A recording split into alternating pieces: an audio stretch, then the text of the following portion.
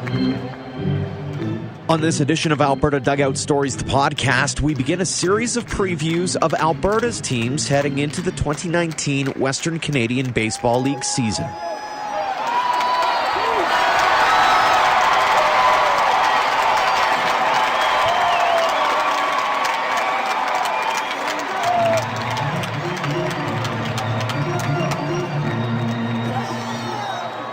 Welcome to episode 30 of Alberta Dugout Stories, the podcast. I'm Joe McFarland.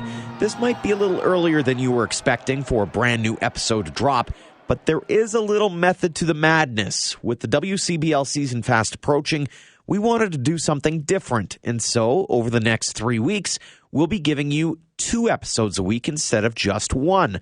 On Mondays, we'll have WCBL previews to go along with our usual Thursday episodes. Let's face it, there are so many great storylines to get to, and we just didn't want to miss out on any of the action. With that all said, let's get right to it. We'll start our previews with the defending WCBL champions, the Medicine Hat Mavericks. The club bonded early and led the league with a 38-9 regular season record before getting through Lethbridge, Edmonton, and Regina in tough playoff series to claim the championship. With a new banner adorning Athletic Park next to the ones earned in 2003 and 2014, the Mavs will be looking to repeat, and hoping to get them to that point is owner Greg Morrison. Greg, thanks so much for joining us on the podcast. Thanks for asking, Joe. You guys are the reigning Western Canadian Baseball League champions, and so the question becomes, entering into the offseason and looking ahead to this season, have you thrown more pressure on yourself to one-up yourself heading into this season? You know, last season was exciting all around. We were 1 win away from the league record. We ended up having 3 playoff rounds, 2 of them that went best of 5. It's a tough act to follow. I try to do the best I can with my resources. I know that every other team in this league, they're improving their resources and their recruiting.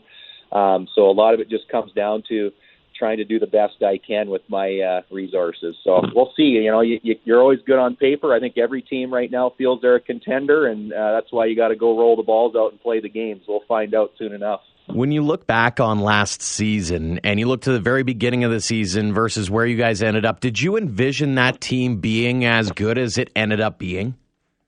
You definitely aspire to have that. But, you know, we had a couple things fall through really late with a couple players.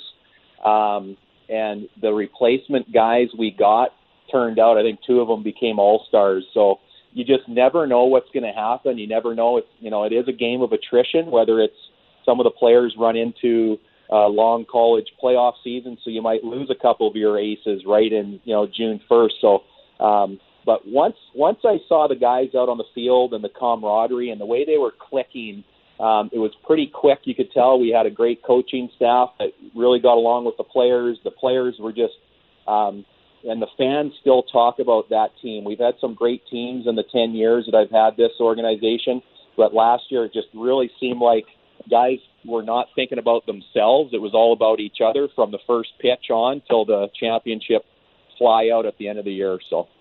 Is that a tough thing to try to navigate the waters through heading into a season, is you don't necessarily have that camaraderie with players as someone who is putting the organization together? You're hoping to get some good attitudes, but it's sort of a crapshoot right up until they show up for camp, isn't it?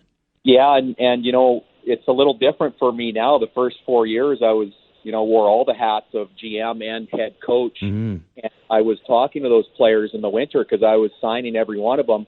Now you got to have a lot of faith in your coaching staff, but I still feel it's really important to get on the phone, talk to these guys, whether it's for a summer college league or, I'm sure when you talk to regular college coaches or some of the academies, you got to get a feel for that player, what makes him tick inside, how he responds. And I think that's where it begins for us, is in the winter, just trying to talk to these guys and see really what makes them tick and what their love of the game is. And knock on wood, we've had a decent formula for what we try to do from mini camp all the way through the season to get these guys to click.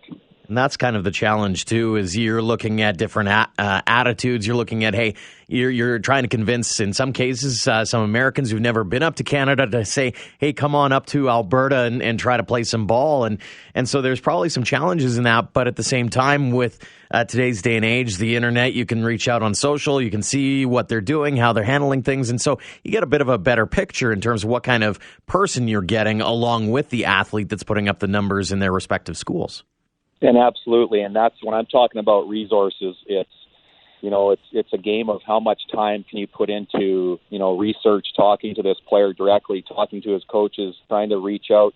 I've found in the years that our former players, the relationships we've built with these guys, that they become our best recruiters because of word of mouth and some of the stuff they're putting out on social media. So, I was new to the college scene in 2009. And every year I feel that it's just one step closer to trying to build that reputation with whether it's American guys or, we had a player from Guam last year, or Japan, just try to put out a really good program that the players, in essence, when they want to play summer college baseball, you're who they think of. And that's kind of the cool part, too. Last year, we had a couple of Aussies in the league, like you said, players from Guam all over the place. And so it becomes really an international recruiting affair that you're putting yourself through over the course of the winter. Absolutely. And I find, you try to maintain some stability with the coaching staff. I find if you can get, whether it's your head coach or a couple of the other guys over 2 to 3 years, it really helps build that program. Because they can build their networks out. But, yeah, the way it is with social media now and the internet, people are quite surprised when I tell them that I'm not flying around jet-setting, scouting players. They say, no, between online video and kids with their phones, they can send you some video of them hitting or throwing a bullpen with the radar gun in the video. Stat links are very good nowadays. I mean, there's very few sites that you can't get really quickly the stats and almost in live stats from these players. So it's a research game for us. On the player side, you could maybe say it's a little cloudy for them at times because now every guy can kind of be sending that information out. But just access to the players and their information has been huge for us in really, I'd say, the last 3 to 4 years. And not just the international and national guys, but you have some local talent as well that has been percolating in the system, whether it be through Hat High or McCoy. I mean, you guys have been looking all over the place for the best talent available locally as well. Yeah, and it's, from 10 years ago when you had guys like Joel Lutz and Mitch Fry to this year we'll have Nolan Ratai returning, who is an all-star. That's the warm spot for me, and really why I do this is, I was pretty fortunate to get those years in the minor leagues being a Medicine Hat boy, and as much as I can give an opportunity to the Medicine Hat kids, that's a big warm spot for me. With that said, I also tip my hat to some of these kids who literally from California say, hey, I want to come up there, I want to play for you because I heard it's a great league, and you can try and help us open some doors, whether it's professionally or independent route. I don't take that lightly either, that we can hopefully become a stepping stone, whether you're a local guy or from Guam. And, I feel very blessed that I can stay around the game and be able to pass that information on that I've learned as a player and a coach and some of those networks that I've built myself. Has there anything that's been taking you by surprise as you've gone through your maturation from being that player to being a coach to being a mentor to being, owning and operating and basically running the entire show in Medicine Hat? Yeah, I have upwards of 100 sponsors. So these are guys, business owners, men and women who I lean on every winter and talk about sponsorship, but really they mentor me. And I've just been amazed at how much there is to learn, not just about the baseball operations, but the business operations.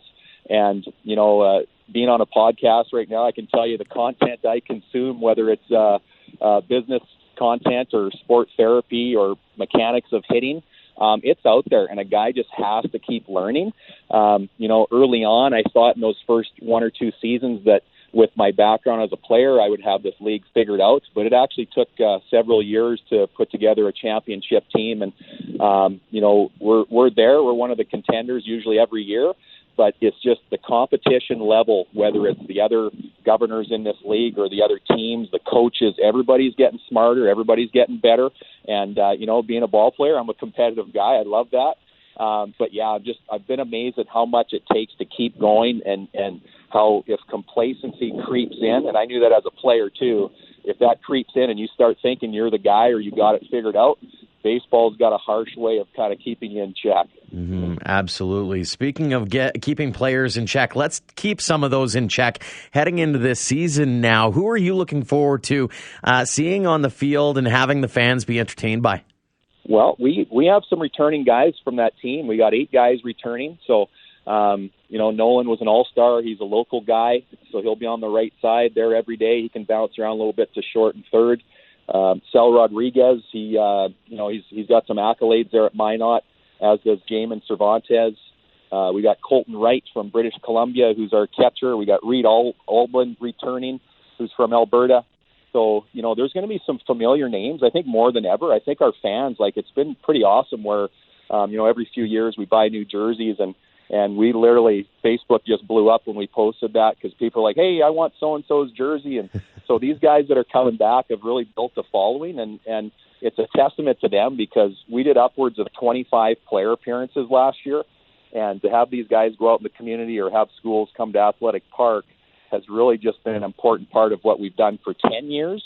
But some sort of tipping point happened last year that the community has just embraced us with open arms.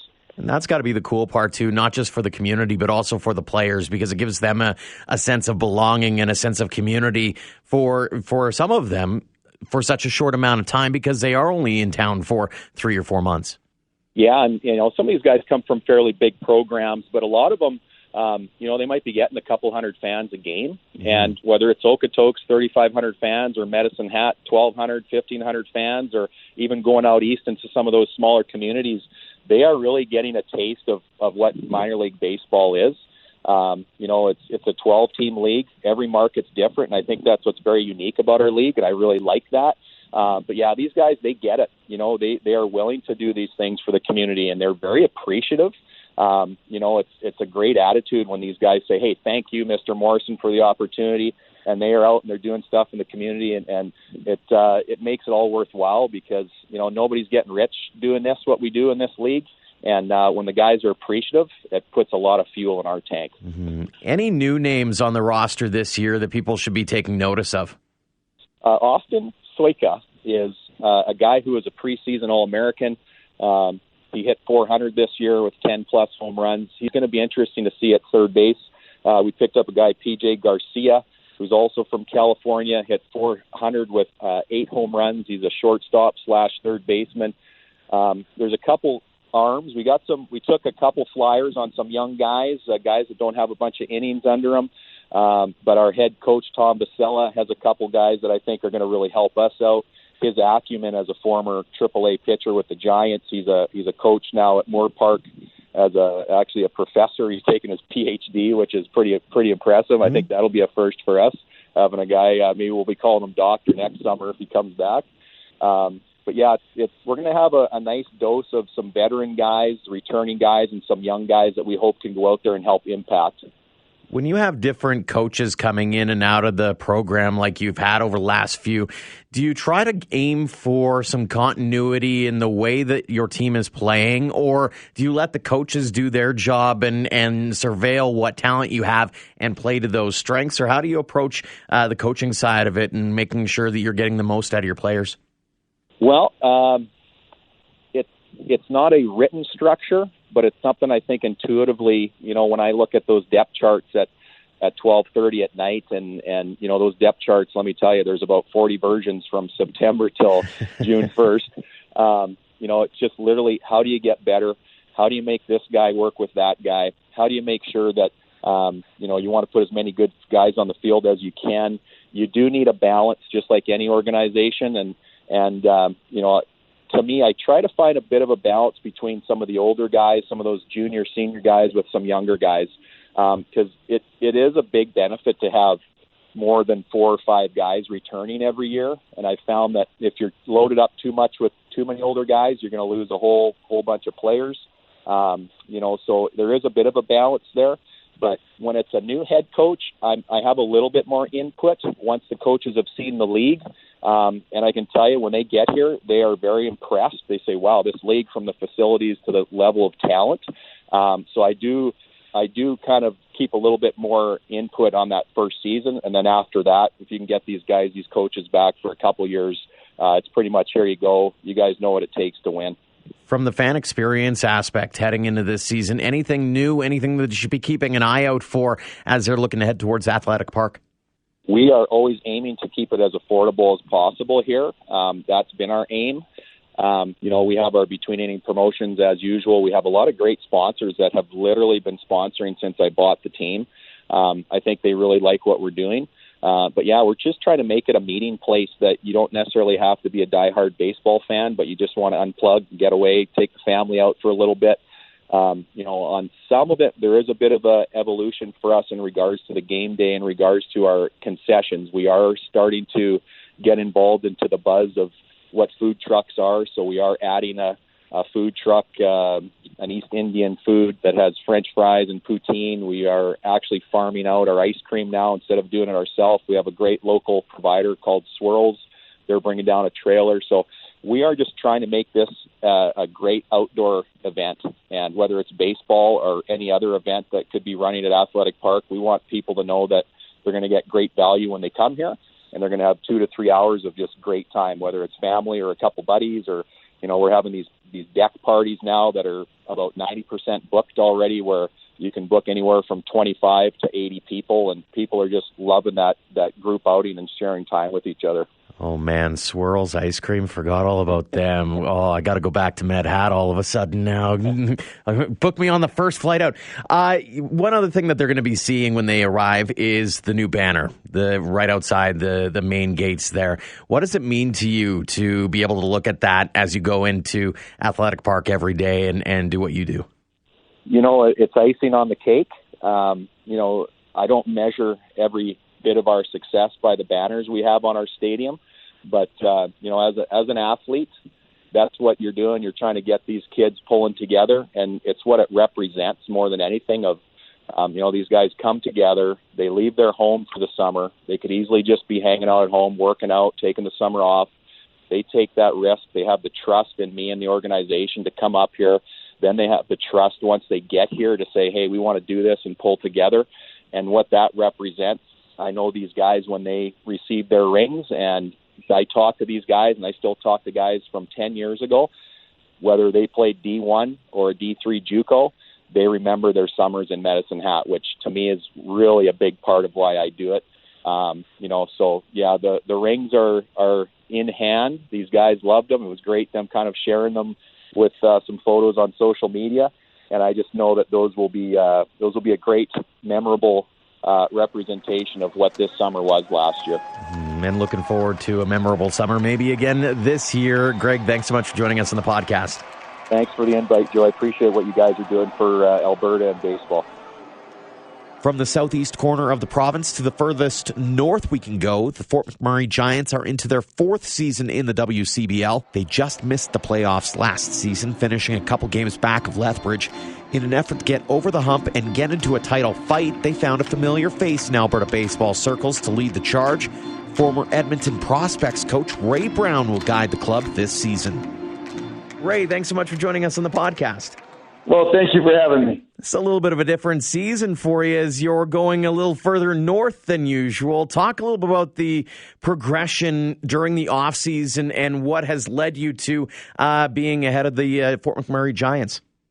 Well, as you're aware, last year we finished our season, and then we had another successful season. And then after the season, myself and I sat down with Mr. Pat Cassidy, and we talked about the upcoming season. He wanted to make a few changes that I wasn't real happy about, but it's not my ball club. He's the one who pays the bills for it. So we decided that it was time for us to go our separate ways. I didn't want to stay involved and cause him any problems. He doesn't need problems. And so it was best for me to try to find someplace else if someone else is looking for a coach.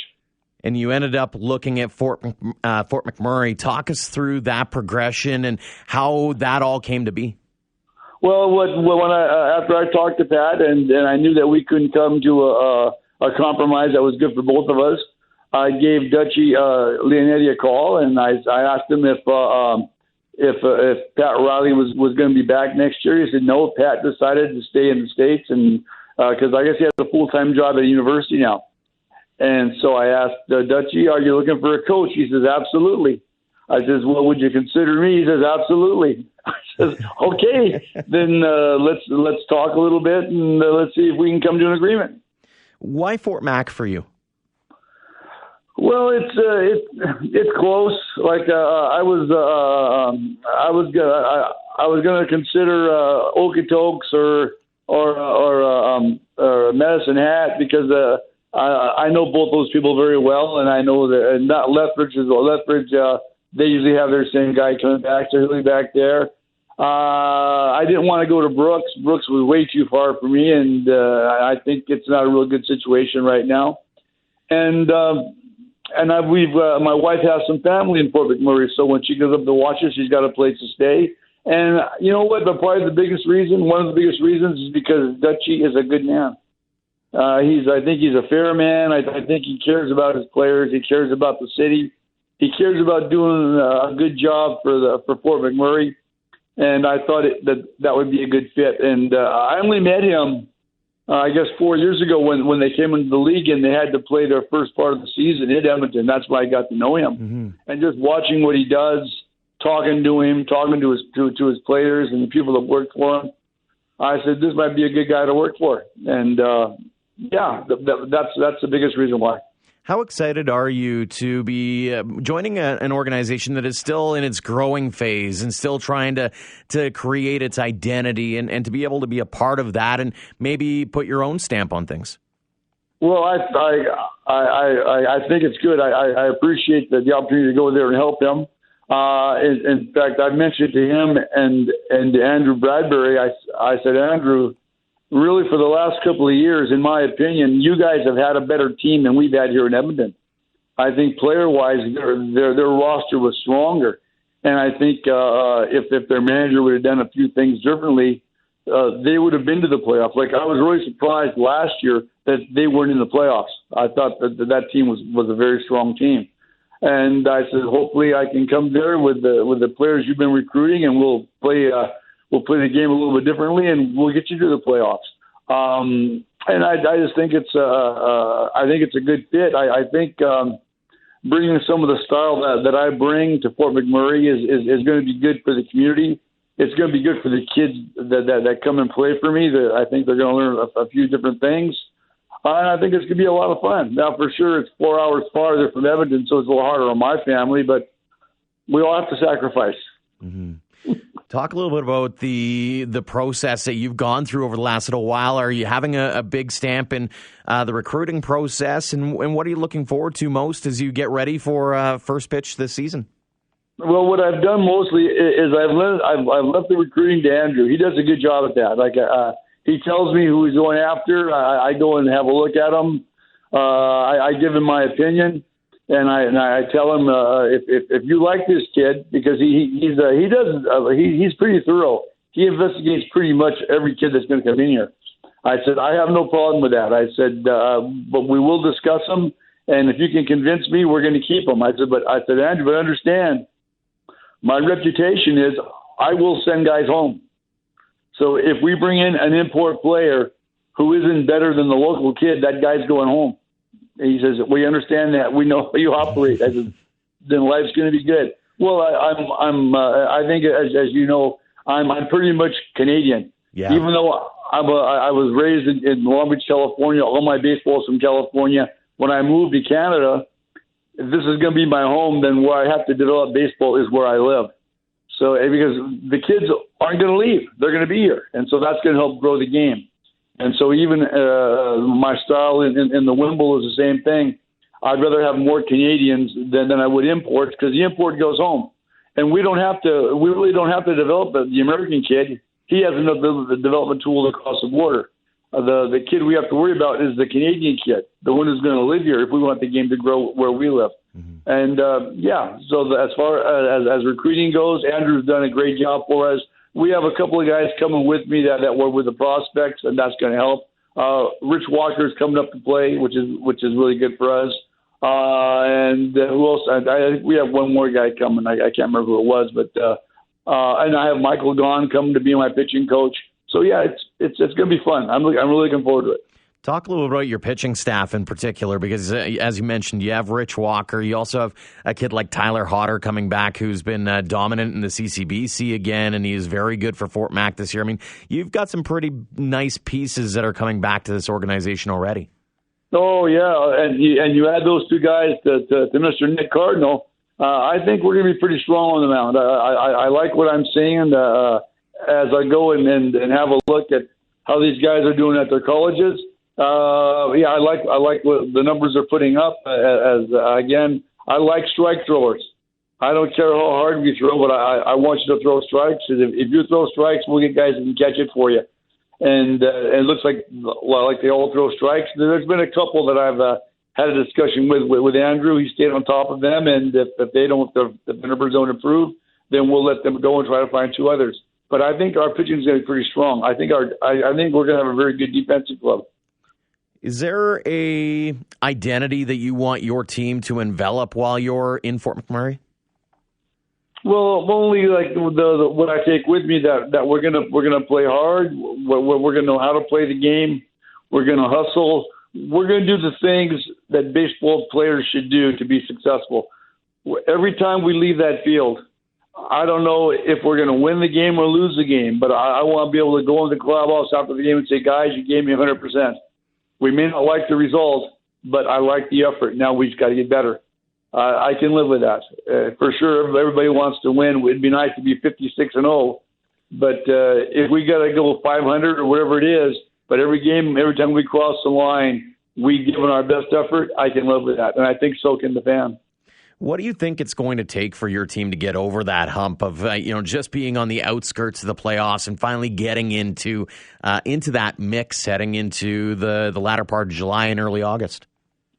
Well, I think the one thing that hurts Fort McMurray is we're the farthest team away. But the schedule this year, they revised it to make it a lot easier. So whenever we go on the road, we're gone like for 7 days, 8 days. In fact, our first we start on the road, we're gone 5 days. Then we come home, we're home for 7 days, and we go on for 5, 6 days. That's going to help us. And I think maybe a little different philosophy of how we're going to play. I played a small game. I'm not afraid to bunt, to steal, to hit and run, to do those kinds of things, advance runners to try to score a run. I don't sit back and wait for the 3-run homer. That's not how I was raised. Again, being with my baseball in Long Beach, California, we played to generate runs. And I guess the biggest thing is growing up with the LA Dodgers. Growing up with the Dodgers when they came in 58, they were a small ball team. Pitching and defense won games. Hell, they're for a lot of years. They were last in batting average and last in home runs, but they won a couple of World Series because they could pitch and play defense. Mm-hmm. As long as the other team doesn't score any runs, we can play forever. Absolutely. Talk a little about that road trip to start the year off. I mean, that's got to be big I know talking to different teams, it's almost a good thing because you have such a short season. It gives you that opportunity for the players to bond on the bus and on the road. They get to kind of meet and greet each other and spend some actual quality time together. Do you think that plays well into your hands? I think it does. I think it's whatever the coach and manager bring to it. I think if you bring in the feeling of we're a team and we're going to work together, I think it's beneficial. But I think if you have a coach that doesn't think like that, then I think it can be harmful, especially if you start off on a rocky path. So I think for us it's going to be a good thing. Will we come back 5-0 or will we come back 0-5? Well, we're hoping we come back at least 3-2 or maybe 4-1. But like I said, if we go out there and play the best we can play, whatever the record is we come back with, we'll have to address. How important is it for you to create that environment around the ballpark where not just for the players, but also for the fans, that they get a glimpse of, that working hard and that defense first mentality and going 110%, because at that point, then the crowd will be able to get into it and you create a bit of a culture around Shell Place? Well, I think why the same things that I did when I was in Edmonton, just the fan coming out and watching how we go about our business, how we like if you notice in the league, we were probably the only team that bloused their pants. That means we had our pants tucked up. We were the only team that did that, and we're going to do that same thing in Fort McMurray. So there's little things that I do that create discipline. And I think that discipline is very important, especially with everybody, not just young kids. But coming from a program to where they're able to wear their hair as long as they want it or dress how they want it, coming to our program where we expect you to do this. Like when you look at professional baseball, the New York Yankees, you see nobody with long hair or beards or mustaches on their team. That's how they run their business. Mm-hmm. You want to be a Yankee, this is how you're going to dress. If you don't want to be a Yankee, then go play for those guys. And so if you want to play for the Giants, this is how you're going to dress. Your hair will be this long. These are the things you're going to do. If you can't live within those guidelines, we'll put you on the plane and send you home. Pretty simple. Like I'm not a big rules guy, because when you have rules, you have to enforce them. So I like very few rules. I like my players to listen to what's being said and just follow the direction. Make life easy. Absolutely. I'm curious, you've alluded to it a couple of times, but you've kind of become an honorary Canadian in a sense from being from California. What's made you love Canada so much and make you keep coming back? Well, I guess the one thing was my wife. That'd do it. I came to Canada in 1975. I played 4 years of professional baseball in the Royals organization. I was released in the spring of 1975. Well, I was going to Long Beach State. I had met Orr Franchuk, and Orr Franchuk went to Pepperdine. He graduated from Pepperdine, but he was at Long Beach State working on his master's. Well, I was introduced to him in about 1972 or 73, and he told me where he was from, and he said that they had a semi-pro team up here in Edmonton called the Edmonton Tigers. He says if I ever need a place to play, give him a call. Well, in 1975, when I was released, I gave him a call. So I came up in 75 to play with the Tigers. We went to the tournament in Lac La Biche, the powwow tournament, and that's where I met my wife. Came back in 1976 to play again. We got married, and I decided to call Canada my home, my home. And in 1977, I became the head coach of the Edmonton Tigers. And my philosophy then was we're gonna stop bringing in imports, and we're gonna start developing local players. And the board of the Tigers at the time said, "Yeah, but we won't do very well." I said, "You're right. We won't do very well at the beginning." I said, "But as we move on, we're gonna do better than the other guys because we know what we have coming up, and kids are gonna want to come play for us because we become a local attraction." That they can play the highest level of baseball right here with the Edmonton Tigers, and that's what happened. Guys like Randy Gregg, guys like Doug McPhail, guys like Gordy Gerlach, guys like Doug McPhail, all these guys that were Canadians. Well, Greg and those guys were from here. McPhail, those guys were from other places. They came here, they became Taggers, and they've stayed and they've helped grow the game as well. Right now, Doug McPhail is going to be doing some work with Okotoks. Mm-hmm. It's amazing the lineage is that way. And when you look back on it, are you amazed that you ended up staying in Canada? I mean, it was one of those things where, it's so far from home. It's one of those you almost expect to come back year after year, and yet here you are sticking around. Well, I tell you this, my first winter, I almost got in the car and drove back to California. I never knew how cold -40 was. It's cold. But I was able to get a job with Northwest Utilities, which is ATCO Gas now. Again, I got that job because of a man named Adam Knoll. Adam Knoll was a big baseball, softball guy, and he had heard of me, and so I went down to the gas company. I put in my application. He gave me a job, and I worked there for about 16 years. And while I was doing that, I was still coaching the Tigers and coaching a team out in Morinville, and I was being involved with Baseball Alberta with their provincial program. And so it worked out really good for me. And then in 1993, there was a job in Oceania, which is the North and South Pacific, that was being advertised through Baseball Oceania, and I applied for that job. And that was 93. I took a leave of absence from the gas company, went to see how this was going to work, came back in 94, quit my job at the gas company, and from 93 till now, I do baseball in the North and South Pacific, and I do summer baseball here in Edmonton, and the Lord's blessed Ray Brown pretty good. It's been a lot of air miles, I assume, frequent flyer miles for you. Yeah. It's been a fun venture, and looking forward to seeing the new chapter that you're writing with Fort McMurray. Ray, thank you so much for joining us on the podcast. Thank you for having me, and all the best. That'll do it for this edition of the podcast. Big thanks to all of the teams for helping line these up. As mentioned, these previews will roll out each Monday over the next couple of weeks, while we will continue with our usual podcast schedule on Thursdays. So now is the time to subscribe to the podcast, then you won't miss any of the action. If you're listening through Apple Podcasts, do us a huge favor and leave us a rating and review. And while you're flipping through Facebook, Twitter, or Instagram, snap a picture of you listening to the pod, then share it. All those kinds of things help spread the word about us, which is greatly appreciated. Until next time, thanks again for supporting Alberta Dugout Stories on all of our platforms.